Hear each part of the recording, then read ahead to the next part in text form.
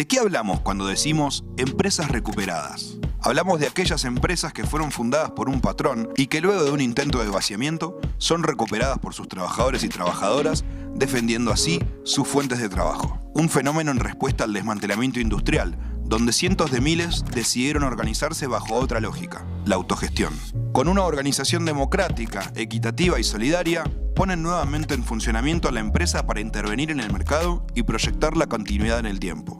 La experiencia demostró que después de su recuperación, además cumplen una función social superadora, de acceso a la educación, a la cultura, a los cuidados, a la formación, a la inclusión y a la integración social. En Argentina, las empresas recuperadas tienen más de 20 años de trayectoria comercializando productos y servicios. La histórica relación de dependencia con el patrón se configura de repente en un ocupar el lugar de trabajo, resistir al hambre y producir derechos. No pasarán, narra la interminable lucha de quienes se plantan ante la codicia del capital. Somos Pharmacop, estamos en Villa Lugano, una de nuestras plantas productivas, y nos dedicamos a la fabricación de productos médicos, cosméticos, productos de higiene y logística y distribución de medicamentos.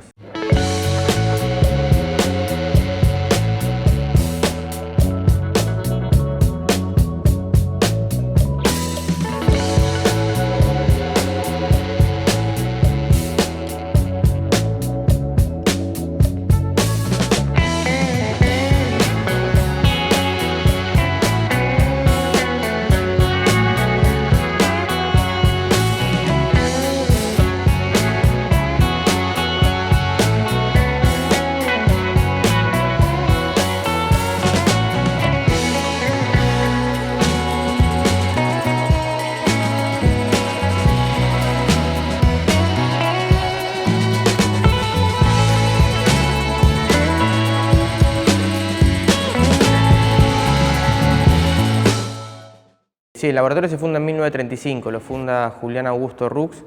que era un inmigrante francés que venía con cierto conocimiento de la industria farmacéutica desde allá de Francia. Empieza haciendo distribución y fabricación de sueros, lo que se conoce como sueros, y a partir de eso empieza a expandir los rubros y empieza a fabricar todo tipo de medicamentos, de todas las formas farmacéuticas más o menos conocidas.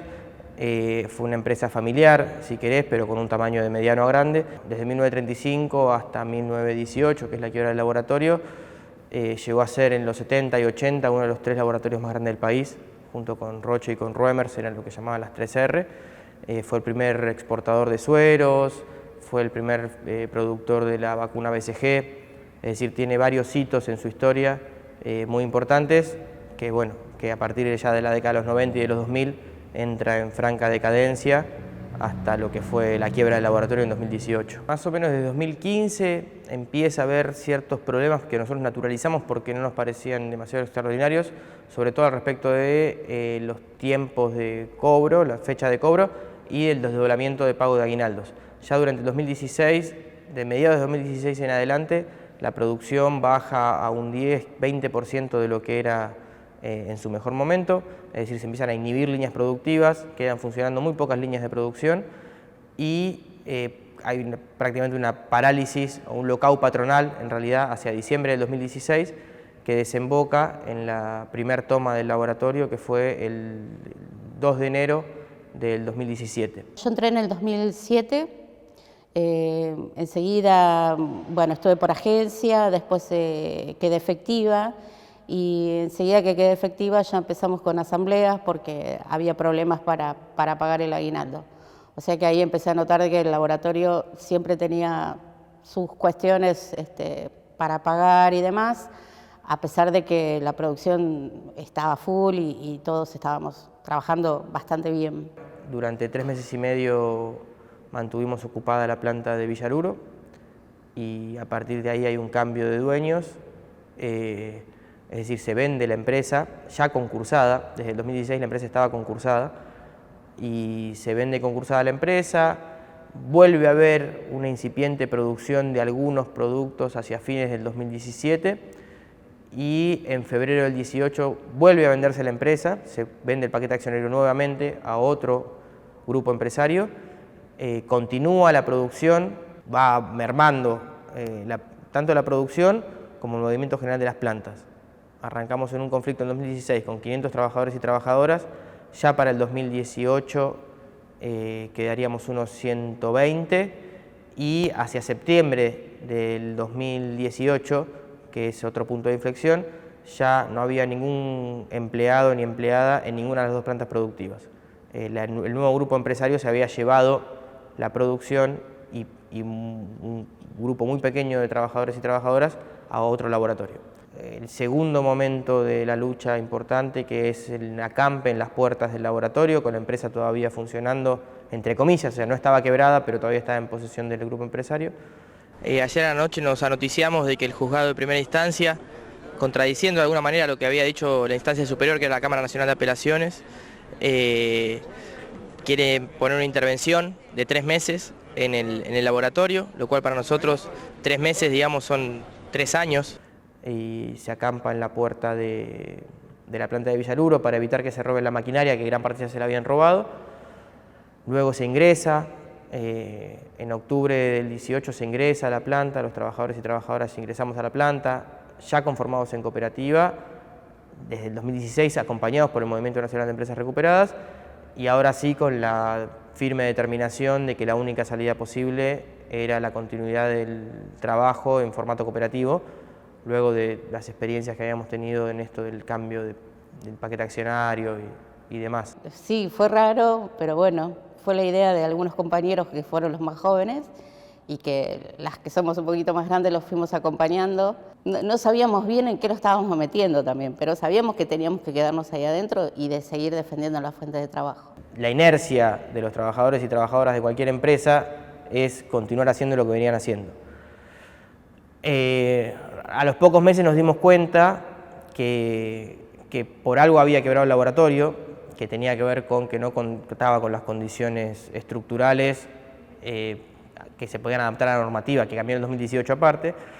Entonces empezamos a pensar en alternativas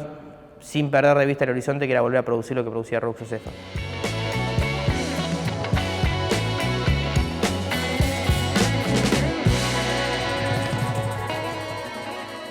Nosotros a partir del 2019 que nos hacemos cargo,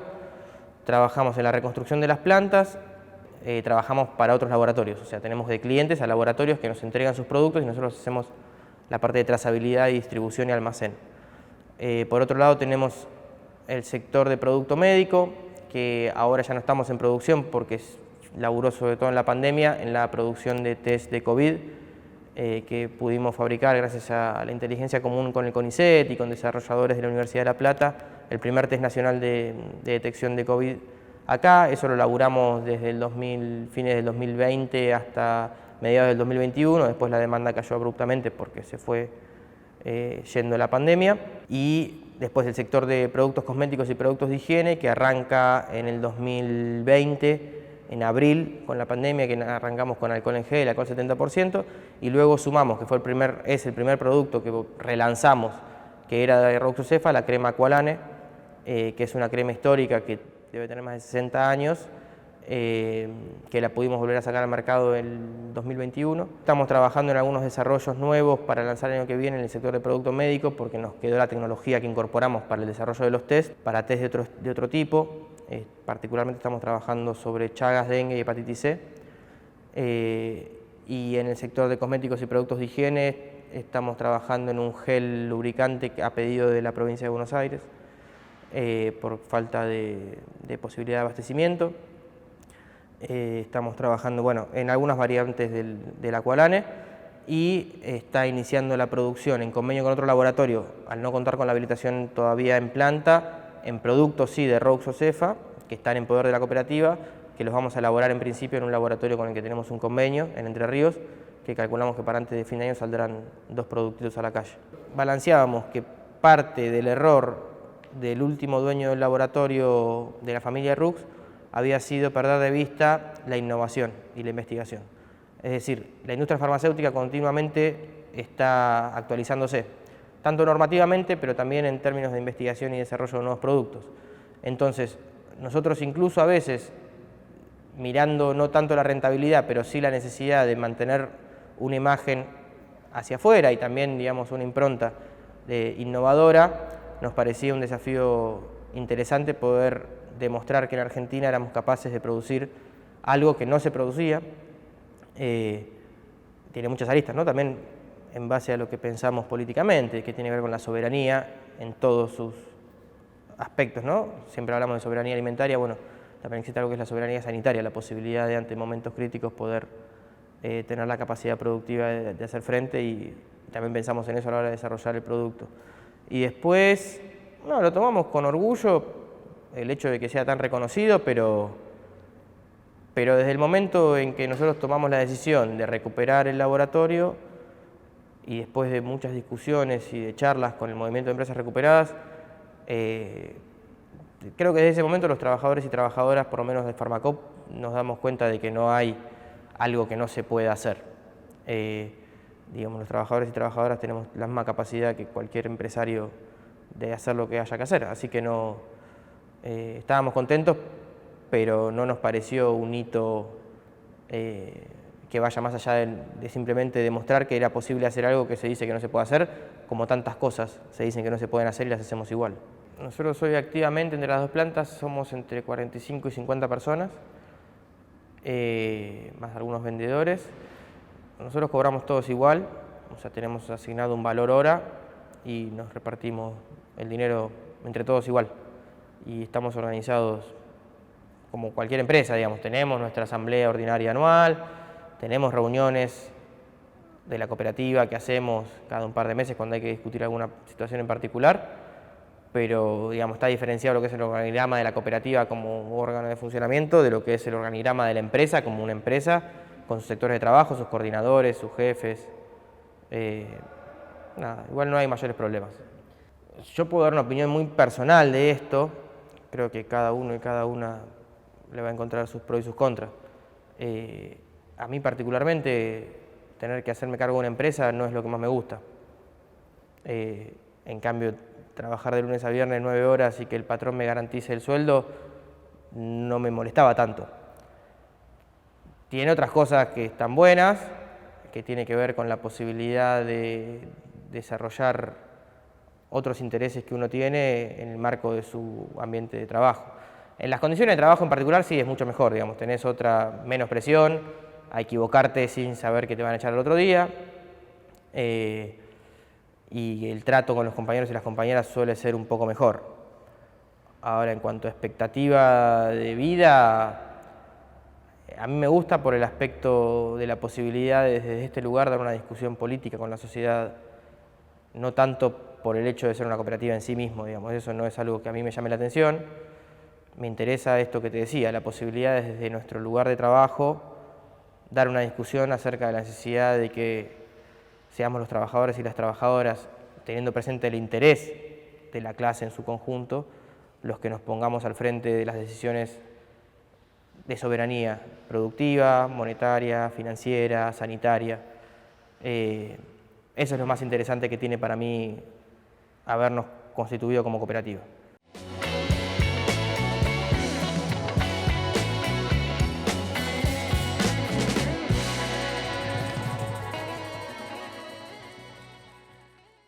Bueno, como todos los productos, digamos, que están regulados, tanto cosméticos como productos de higiene, como medicamentos, en realidad el proceso empieza,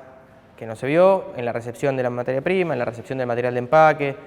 Todo eso se analiza en los laboratorios de control de calidad físico-químico y microbiológico. A partir de ahí se libera la materia prima, se libera el material de empaque. Toda esa materia prima, ese material de empaque pasa al área de fraccionado. La materia prima pasa por el área de central de pesadas, que es un poco lo que se estuvo viendo hoy. En ese área, que es un área que tiene características particulares de asepsia, se fracciona lo que se va a utilizar estrictamente para el lote. Eso que está fraccionado para ese lote ingresa al área de elaboración, que también es otra área que tiene sus características ambientales particulares. Ahí, bueno, en el caso del Aqualan en particular, es una emulsión entre una fase sólida y una fase acuosa, una fase oleosa y una fase acuosa, que mediante trasvase entre reactores y temperaturas y vacío se llega al producto que es la crema. A partir de eso pasa por cañería al área de envasado y se envasa en su envase final, que es un pomito de 100 gramos. Eso pasa, cuando está envasado completamente, pasa a un sector que es cuarentena. El producto queda en cuarentena siempre hasta que nuevamente se envían muestras a los laboratorios de control de calidad y se libera el producto para la venta, y recién ahí en el depósito se traslada a la parte de producto aprobado, y ahí recién podés vender el producto. Digamos, el proceso de elaboración en realidad de un lote son semanas, contando todos los procesos que tenés en el medio y todos los controles que tenés en el medio. Bueno, o sea, anteriormente cuando se hacía el desarrollo de cualquier producto farmacéutico o cosmético, no sé ahora cuánto se seguirá haciendo, se probaba básicamente en animales. Nosotros cuando entramos al laboratorio, nos hicimos cargo, empezamos a conocer sectores que antes no conocíamos, solamente de nombre, como algo que se llama el bioterio, que básicamente son sectores que están llenos de jaulas, donde había cobayos, donde había conejos, donde había ratas, y a eso se le practicaban ensayos, estudios, supongo que eventualmente los matarían, y era la forma de probar los productos anteriormente. Hoy en día, por suerte ya eso no se hace más, y por eso se puede garantizar que tanto las materias primas como el producto final, toda la cadena está libre de crueldad animal. Lo que es la parte de control de calidad y garantía de calidad, y un otro sector pequeño que se llama sala de estabilidades. Ahí lo que se hace es el control de calidad, por un lado físico-químico, por otro lado microbiológico, de todo lo que pasa por el laboratorio. O sea, desde el agua de los baños hasta, obviamente, todo lo que es el material de empaque, materia prima, producto terminado, áreas. O sea, nosotros también, el control de calidad de las áreas, me río porque es una locura, pero bueno, digo, se mide cuántos microorganismos hay en el aire, la calidad del aire, así que ahí funciona, al día de hoy funciona eso, el control de calidad y la garantía de la calidad de las habilitaciones que tenemos vigentes. Por otro lado, también en esa planta funciona en otro sector, un bachillerato popular para adultos con títulos oficiales,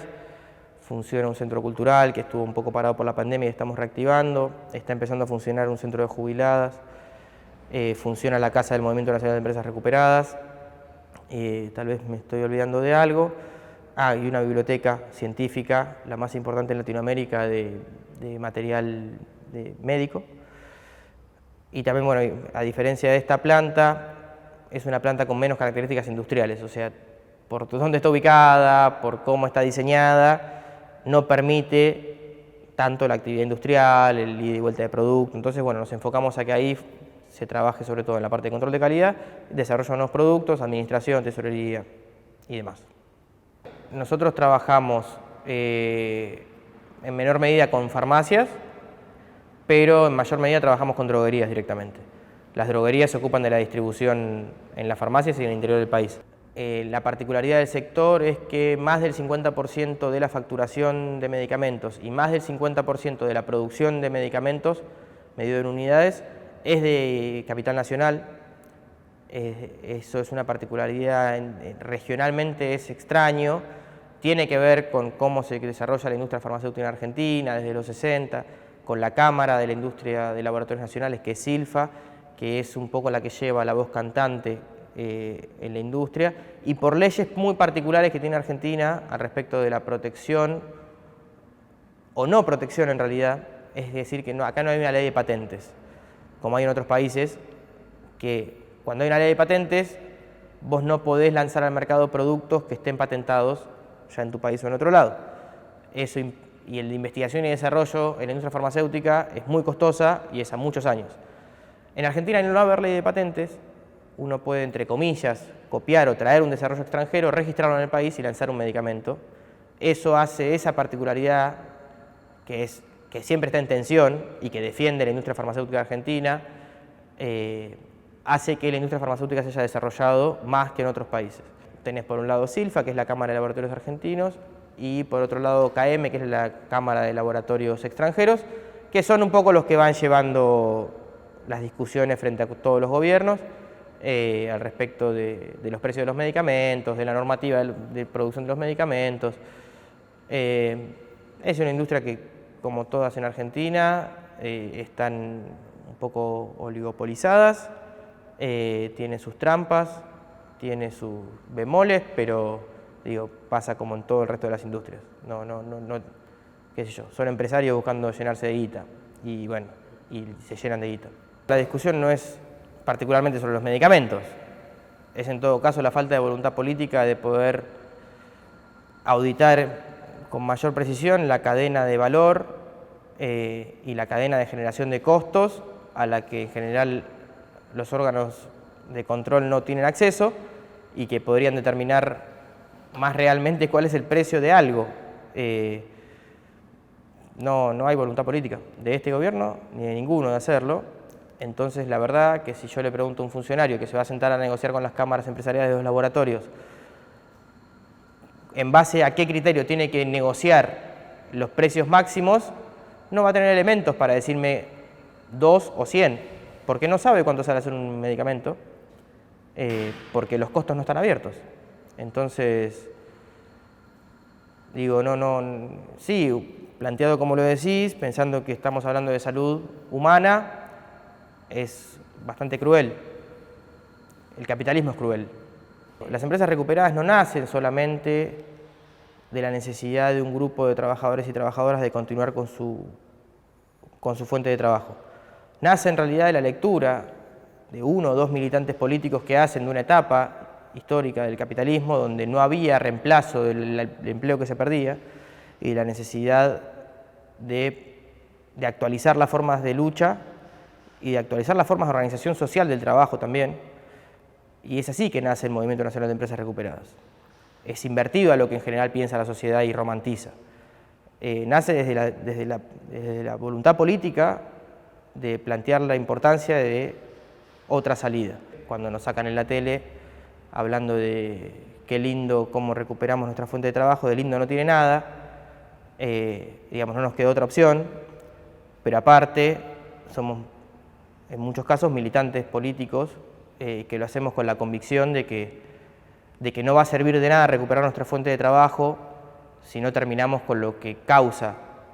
la destrucción de las fuentes de trabajo. Eso para mí es lo más interesante que plantea el Movimiento Nacional de Empresas Recuperadas. Esa es la razón por la que el Movimiento Nacional de Empresas Recuperadas siempre ha tenido tensiones y chispazos con todos los gobiernos, digo gobiernos compañeros y no compañeros, porque en última instancia ninguno ha cambiado la matriz productiva, ninguno ha cambiado ni ha enfrentado la destrucción sistemática de las fuentes de trabajo de la cual nos advirtió Rodolfo Walsh hace ya casi 50 años, ¿no? Por otro lado, el hecho de que desde el movimiento nos hayan convocado y hayamos aceptado y asumido ocupar ese lugar en el Estado pequeño, pero lugar al fin, era también pensando en que esa pequeña oportunidad que se abría de que por primera vez el Estado reconozca a las empresas recuperadas sea desperdiciado porque ese lugar fuera ocupado por funcionarios que vienen de la política y que no vienen del sector y que no hubieran terminado de entender qué es lo que se necesitaba. Y la verdad es que eso pesó mucho en la decisión de que el movimiento acepte, que era esto, che, si no lo hacemos nosotros, ese lugar alguien lo va a ocupar y lo van a hacer mal, y van a dañar, y van a hacer daño, entonces más vale ocupémoslo nosotros y hagamos lo mejor posible. Creo que el balance, si bien no terminó la gestión, es sumamente positivo. Se logró rastrear, ordenar y plantear un piso de organización para un montón de empresas recuperadas en todo el país que estaban totalmente desconectadas entre sí. Se logró llegar a más de 200 empresas hasta ahora, seguramente me quede corto, con algún tipo de ayuda, no solo económica, digo también en términos de gestión, de judicial, bueno, y después que plantea el desafío para adelante de que ese saldo organizativo, de ese reconocerse entre todas las empresas recuperadas que estaban desconectadas, ojalá permita en un futuro empezar a dar peleas con un mayor grado de unidad del sector. Eso, creo que la experiencia es positiva, con todos los límites que plantea el Estado y sus leyes y su burocracia.